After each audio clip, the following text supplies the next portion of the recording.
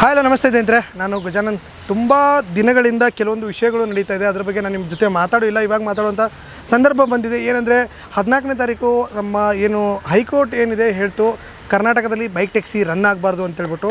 ಆವಾಗ ಏನಂದ್ರು ಲಕ್ಷಾಂತರ ಜನ ಏನು ಬೈಕ್ ಟ್ಯಾಕ್ಸಿಯಲ್ಲಿ ಬೈಕ್ ಟ್ಯಾಕ್ಸಿ ಏನು ರೈಡರ್ ಮಾಡ್ತಾಯಿದ್ರು, ಅವರೊಂದು ಸಲ ಬೀದಿಗೆ ಬಂದಂಗೆ ಆಯಿತು.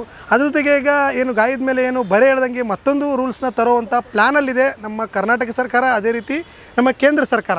ಏನಪ್ಪ ಅಂದರೆ ಕೇಂದ್ರ ಸರ್ಕಾರ ಏನು ಹೊರಡಿಸಿದೆ ಅಂತಂದರೆ, ನಿಮ್ಮ ಸ್ವಿಗ್ಗಿ ಆಗಿರ್ಬೋದು, ಝೊಮ್ಯಾಟೊ ಆಗಿರ್ಬೋದು, ಇ ಕಾಮರ್ಸ್ ಆಗಿರ್ಬೋದು, ಗಿಗ್ ವರ್ಕರ್ ಆಗಿರ್ಬೋದು, ಯಾರೆಲ್ಲ ಫ್ಲಿಪ್ಕಾರ್ಟು, ಅಮೆಜಾನ್ ಯಾರೆಲ್ಲ ಮಾಡ್ತಾರಲ್ಲ, ಇದರಲ್ಲಿ ಇನ್ಮೇಲೆ ವೈಟ್ ಬೋರ್ಡ್ ಇರುವಂತಹ ವೆಹಿಕಲ್ಗಳು ಏನು ಪರ್ಸ್ನಲಾಗಿ ಏನು ಯೂಸ್ ಮಾಡ್ತೀವಿ, ಆ ರೀತಿ ಇರುವಂತಹ ವೆಹಿಕಲ್ಗಳನ್ನು ಯೂಸ್ ಮಾಡಬಾರ್ದು ಅಂತ ಹೇಳ್ಬಿಟ್ಟು ಒಂದು ಸುತ್ತೋಲೆನ ಕೂಡ ತರೋ ಪ್ಲ್ಯಾನಲ್ಲಿ ಇದ್ದಾರೆ ಅಂತಲೇ ಹೇಳ್ಬೋದು. ಆಲ್ರೆಡಿ ಕೇಂದ್ರದಲ್ಲಿ ಆಲ್ರೆಡಿ ಅನೌನ್ಸ್ಮೆಂಟ್ ಆಗಿದೆ. ಇನ್ನು ಕರ್ನಾಟಕದಲ್ಲಿ ಅದನ್ನ ಅಳವಡಿಸ್ಕೋಬೇಕು ಅಷ್ಟೇ.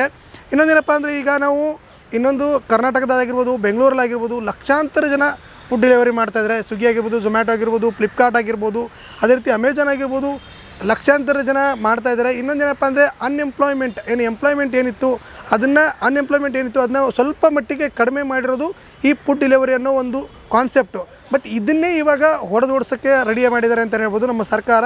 ಏನಂದರೆ, ಈಗ ನಾವು ಕಮರ್ಷಿಯಲ್ ಆಗಿ ಅಂದರೆ ಯೂಸ್ ಮಾಡೋಕ್ಕೆ ಆಗಲ್ಲ. ಈಗ ವೈಟ್ ಬೋರ್ಡ್ ನಾವೇನಾದ್ರು ಯೂಸ್ ಮಾಡ್ತಾಯಿದ್ದೀವಿ ಅಂದರೆ ಅದನ್ನ ಪರ್ಸ್ನಲ್ಗೆ ಯೂಸ್ ಮಾಡಬೇಕಾಗತ್ತೆ. ಈಗ ಟೂ ವೀಲರ್ ಏನಿದೆ ಕರ್ನಾಟಕದಲ್ಲಿ ಯೆಲ್ಲೋ ಬೋರ್ಡ್ಗೆ ಯಾವುದೇ ರೀತಿ ಪರ್ಮಿಷನ್ ಇಲ್ಲ. ಬೋರ್ಡ್ಗೆ ಆದರೆ ವೈಟ್ ಬೋರ್ಡ್ಗೆ ಮಾತ್ರ ಪರ್ಮಿಷನ್ ಇರೋದು. ಇಷ್ಟು ದಿವಸ ಎಲ್ಲರೂ ಕೂಡ ವೈಟ್ ಬೋರ್ಡಲ್ಲಿ ನಾವು ಸ್ವಿಗ್ಗಿ ಆಗಿರ್ಬೋದು, ಝೊಮ್ಯಾಟೊ ಆಗಿರ್ಬೋದು, ಬೇರೆ ಬೇರೆ ಇ ಕಾಮರ್ಸ್ ಏನು ಮಾಡ್ತಾಯಿದ್ವಿ, ಅದ್ರ ಜೊತೆಗೆ ಗಿಗ್ ವರ್ಕರ್ ಅಂತ ಏನು ಕರಿತೀವಿ, ಅವರೆಲ್ಲ ಮಾಡ್ತಾಯಿದ್ರು. ಈಗ ಅದಕ್ಕೊಂದು ಬ್ರೇಕ್ ಬೀಳುವಂತಹ ಸಮಯ ಬಂದಿದೆ ಅಂತಲೇ ಹೇಳ್ಬೋದು. ಆಲ್ರೆಡಿ ರಾಮಲಿಂಗಾರೆಡ್ಡಿ ಅವರು ಕೂಡ ನ್ಯೂಸಲ್ಲೆಲ್ಲನೂ ಕೂಡ ಹೇಳಿದ್ದಾರೆ. ಏನಪ್ಪ ಅಂದರೆ, ಯೆಲ್ಲೋ ಬೋರ್ಡ್ ಇದ್ದರೆ ಮಾತ್ರ ಮಾಡಬೇಕು, ವೈಟ್ ಬೋರ್ಡ್ ಇದ್ದರೆ ಮಾಡೋಂಗಿಲ್ಲ ಅನ್ನೋ ಒಂದು ವಾದನ ಮಂಡಿಸಿದ್ದಾರೆ ಅಂತಲೇ ಹೇಳ್ಬೋದು. ಅದು ಸದ್ಯದಲ್ಲಿ ಪ್ಲ್ಯಾನಿಂಗ್ ಆಗಿ ಅಕಸ್ಮಾತ್ ಏನಾದ್ರು ಬೆಂಗಳೂರಲ್ಲಿ ಅಥವಾ ಕರ್ನಾಟಕದಲ್ಲಿ ಏನಾದ್ರು ಬಂದರೆ ಲಕ್ಷಾಂತರ ಜನ ಬೀದಿ ಪಾಲಾಗೋದಂತೂ ಗ್ಯಾರಂಟಿ ಅಂತಲೇ ಹೇಳ್ಬೋದು. ನೀವೆಲ್ಲರೂ ಯೋಚನೆ ಮಾಡ್ತಿರ್ಬೋದು, ಏನಾಯಿತು, ಯಾಕೆ ಹೀಗೆ ಅಂತ ಹೇಳ್ಬಿಟ್ಟು. ಈಗ ವೈಟ್ ಬೋರ್ಡು, ಯೆಲ್ಲೋ ಬೋರ್ಡು ತುಂಬ ಜನಕ್ಕೆ ಇದು ಗೊತ್ತೇ ಇಲ್ಲ. ವೈಟ್ ಬೋರ್ಡ್ ಅಂದರೆ ಏನಪ್ಪ, ನೀವು ಪರ್ಸನಲ್ ಯೂಸ್ ಮಾಡೋವಂಥದ್ದು. ಯೆಲ್ಲೋ ಬೋರ್ಡ್ ಏನಂದರೆ ನೀವು ಕಮರ್ಷಿಯಲ್ಲು ಬಾಡಿಗೆ ಹೊಡೆಯೋಕ್ಕೆ ಅಥವಾ ಕಮರ್ಷಿಯಲ್ ಆಗಿ ಯೂಸ್ ಮಾಡುವಂಥದ್ದು ಯೆಲ್ಲೋ ಬೋರ್ಡು. ಬಟ್ ಇಷ್ಟು ವರ್ಷಗಳಿಂದ ನಾವೇನು ಮಾಡ್ಕೊಂಬಂದಿದ್ದೀವಿ, ನಾವು ಪರ್ಸ್ನಲಾಗಿ ಏನು ಟೂ ವೀಲರ್ನ ತೊಗೊಂಡಿರ್ತೀವಿ, ಅದನ್ನೇ ನಾವು ಸ್ವಿಗ್ಗಿಗೆ ಅಟ್ಯಾಚ್ ಮಾಡಿರ್ತೀವಿ, ರ್ಯಾಪಿಡೋಗೂ ಅಟ್ಯಾಚ್ ಮಾಡಿರ್ತೀವಿ, ಇಲ್ಲಾಂದರೆ ನಾವು ಫ್ಲಿಪ್ಕಾರ್ಟು, ಅಮೆಜಾನ್ ಎಲ್ಲದಕ್ಕೂ ಅಟ್ಯಾಚ್ ಮಾಡಿಬಿಟ್ಟು ಅದರಲ್ಲೇ ಹೊಡಿತಾ ಇರ್ತೀವಿ. ಓಕೆ, ಇದನ್ನು ಮಟ್ಟ ಹಾಕಬೇಕು ಅಂತ ಕೇಂದ್ರ ಸರ್ಕಾರ ಇವಾಗೊಂದು ರೂಲ್ಸ್ನ ತಂದಿದೆ ಅಂತಲೇ ಹೇಳ್ಬೋದು. ಆದಷ್ಟು ಬೇಗ ಇದು ಬರ್ಬೋದು. ಯಾವಾಗ ಬರುತ್ತೋ ಏನು ಅಂತ ಹೇಳ್ಬಿಟ್ಟು ನಾವು ಕೂಡ ಕಾಯ್ತಾ ಇದ್ವಿ. ಅಕಸ್ಮಾತ್ ಏನಾದ್ರು ಬಂದರೆ ಲಕ್ಷಾಂತರ ಜನ ಬೀದಿ ಪಾಲಾಗೋದಂತೂ ಗ್ಯಾರಂಟಿ. ಅದ್ರ ಜೊತೆಗೆ ಆಲ್ರೆಡಿ ಬೈಕ್ ಟ್ಯಾಕ್ಸಿ ಕೂಡ ಇವಾಗ ಸ್ಟಾಪ್ ಆಗಿದೆ. ಅದ್ರ ಜೊತೆಗೆ ಬೈಕ್ ಟ್ಯಾಕ್ಸಿಯಲ್ಲಿ ಯಾರೆಲ್ಲ ಕೆಲಸ ಮಾಡ್ತಿದ್ರಲ್ಲ ಅವರೆಲ್ಲರೂ ಕೂಡ ಸ್ವಿಗ್ಗಿಗೆ ಅಥವಾ ಝೊಮ್ಯಾಟೊಗೆ ಅಥವಾ ಫುಡ್ ಡೆಲಿವರಿಗೆ ಬಂದಿದ್ದಾರೆ ಅನ್ನೋ ಒಂದು ಮಾಹಿತಿಗಳು ಕೂಡ ನಮಗೆ ಬಂತು.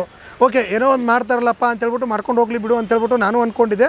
ಬಟ್ ಈ ರೀತಿ ಹೊಡೆದ್ರೆ ಅವ್ರಿಗೂ ಲಾಸು, ಇವ್ರಿಗೂ ಲಾಸು. ಇನ್ನು ಯಾವ ರೂಲ್ಸ್ನ ತರ್ತಾರೆ ಅಂತೇಳ್ಬಿಟ್ಟು ನಾವು ಕೂಡ ಕಾದು ನೋಡಬೇಕಾಗಿದೆ. ಅಕಸ್ಮಾತ್ ಏನಾದ್ರು ಯೆಲ್ಲೋ ಬೋರ್ಡ್ ಏನಾದ್ರು ಅನೌನ್ಸ್ ಮಾಡಿದ್ರು ಅಂದ್ಕೊಳ್ಳಿ, ಯೆಲ್ಲೋ ಬೋರ್ಡ್ಗೆ ಈಗ ಇನ್ಶೂರೆನ್ಸ್ ಆಗಿರ್ಬೋದು, ಟ್ಯಾಕ್ಸ್ ಆಗಿರ್ಬೋದು ಎಲ್ಲ ಕಟ್ಕೊಂಡು ಇಲ್ಲಿ ಸ್ವಿಗ್ಗಿ ಝೊಮ್ಯಾಟೊ ಮಾಡಿದ್ರೆ ದಿನಕ್ಕೆ 1,500 ಉಳಿತೆ. ಅದರಲ್ಲಿರೋದು ಎಲ್ಲನೂ ತೊಗೊಂಡೋಗಿ ಅದಕ್ಕೆ ಕೊಡಿದ್ರೆ ಈ ಡೆಲಿವರಿ ಬಾಯ್ ಏನು ಮಾಡ್ತಾನೆ, ಡೆಲಿವರಿ ಬಾಯ್ ಹೆಂಗೆ ಬದುಕಬೇಕು.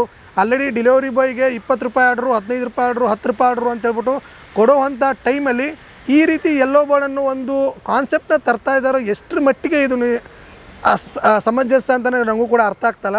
ಇನ್ನೊಂದು ಏನಪ್ಪ ಅಂತಂದರೆ, ಈಗ ಎಷ್ಟೋ ಕಡೆ ಬೇರೆ ಬೇರೆ ಕಾನ್ಸೆಪ್ಟಲ್ಲಿ ಆಗಿರ್ಬೋದು, ಬೇರೆ ಕಡೆ ಆಗಿರ್ಬೋದು, ಈಗ ಆಟೋ ಆಗಿರ್ಬೋದು, ಕ್ಯಾಬ್ ಆಗಿರ್ಬೋದು, ಅಥವಾ ಕಮರ್ಷಿಯಲ್ ಆಗಿರ್ಬೋದು, ಏನೋ ಒಂದು ಕೋಟ್ಯಾಂತರ ರೂಪಾಯಿ ಲೂಟಿ ಮಾಡ್ತಾಯಿದ್ದಾರೆ. ಅವ್ರ ಕಡೆ ಇವ್ರದ್ದು ಗಮನ ಇಲ್ಲ. ಈ ಬಡಪಾಯಿಗಳು ಏನು 1,000-2,000 ಏನು ದುಡಿತಾ ಇದ್ದಾರೋ ಇವ್ರ ಮೇಲೆ ಗಮನ ಜಾಸ್ತಿ ಇವ್ರಿಗೆ. ಇದು ಏನಕ್ಕೆ, ಏನು ಒಳಗಡೆ ಮರ್ಮ ಏನಿದೆ ಅಂತ ಕೂಡ ನನಗೂ ಕೂಡ ತಿಳಿತಾ ಇಲ್ಲ. ನೋಡೋಣ ಏನಾಗುತ್ತೆ ಅಂತೇಳ್ಬಿಟ್ಟು ನಾವು ಕೂಡ ಕಾದು ನೋಡೋಣ ಏನು ಹೇಳ್ತಾರೆ ಅಂತೇಳ್ಬಿಟ್ಟು. ಈಗ ಎಲ್ಲ ನ್ಯೂಸ್ಗಳಲ್ಲೂ ಕೂಡ ಹರಿದಾಡ್ತಾ ಇರೋದು ಏನಪ್ಪ ಅಂದರೆ, ಯೆಲ್ಲೋ ಬೋರ್ಡ್ ಇದ್ದರೆ ಮಾತ್ರ ಬೈಕ್ ಟ್ಯಾಕ್ಸ್, ಯೆಲ್ಲೋ ಬೋರ್ಡ್ ಇದ್ದರೆ ಮಾತ್ರ ನಾವು ಇದು ಸ್ವಿಗ್ಗಿ ಆಗಿರ್ಬೋದು, ಝೊಮ್ಯಾಟೊ ಆಗಿರ್ಬೋದು, ಫುಡ್ ಡೆಲಿವರಿನ ಮಾಡ್ಬೋದು. ಇಲ್ಲಾಂದರೆ ನಿಮ್ದೇನಾದ್ರು ವೈಟ್ ಬೋರ್ಡ್ ಇದ್ದರೆ ಮಾಡೋಂಗಿಲ್ಲ ಅನ್ನೋ ಒಂದು ರೂಲ್ಸ್ನ ತರ್ತಾ ಇದ್ದಾರೆ ಅಂತೇಳ್ಬಿಟ್ಟು ಇವಾಗ ತಾನೇ ನಮಗೂ ಕೂಡ ಮಾಹಿತಿ ಬಂತು. ಇದ್ರ ಬಗ್ಗೆ ಏನೇ ಅಪ್ಡೇಟ್ ಇದ್ದರೂ ಮುಂದಿನ ವಿಡಿಯೋಗಳಲ್ಲಿ ನಾನು ತಿಳಿಸ್ಕೊಡುವಂತಹ ಪ್ರಯತ್ನನ ಮಾಡ್ತೀನಿ. ಇದೇ ರೀತಿ ನೋಡ್ತಾ ಇರಿ ಅಂತ ತಿಳಿಸ್ತಾ ನಮಸ್ಕಾರ.